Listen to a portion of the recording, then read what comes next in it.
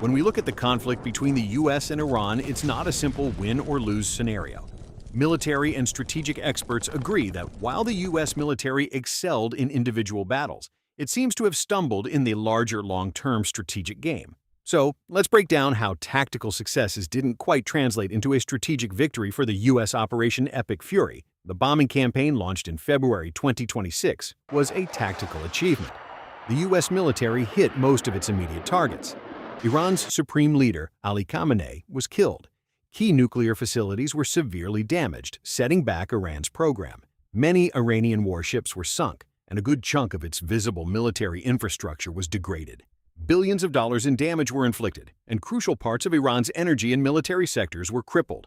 However, despite these battlefield wins, the campaign failed to achieve its ultimate political and strategic aims.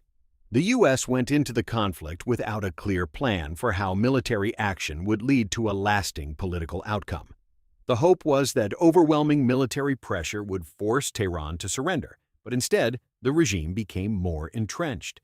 The fundamental misunderstanding, as one former negotiator put it, is believing that military victory automatically means strategic dominance. Crucially, the strikes couldn't destroy Iran's deeply buried missile facilities, and they still retained significant retaliatory capabilities, including a large portion of their missile launchers and the ability to restart drone production.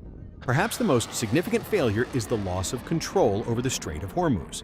Before the war, this vital oil shipping lane was open. Now, Iran effectively controls it, pushing global energy markets to the edge. This conflict has left the United States in a demonstrably weaker strategic position. The war cost the U.S. around $25 billion, contributing to rising domestic gas prices and inflation.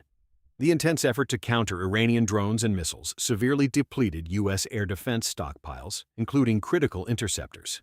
It's estimated to take years to rebuild these, weakening U.S. deterrence elsewhere.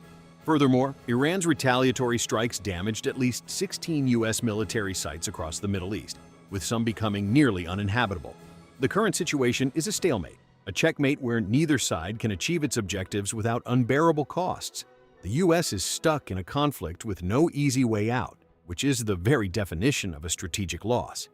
President Trump faces difficult choices: resume the war, risking wider conflict and even higher energy prices; maintain the status quo, bleeding economically and militarily without reopening the strait; or strike a weak deal, perceived as a political defeat.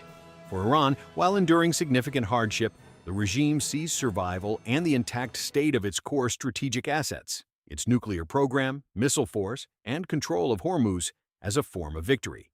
Essentially, the U.S. won the battles but lost the war, finding itself trapped in a costly stalemate against a resilient enemy, having achieved none of its political goals while diminishing its own resources and global standing.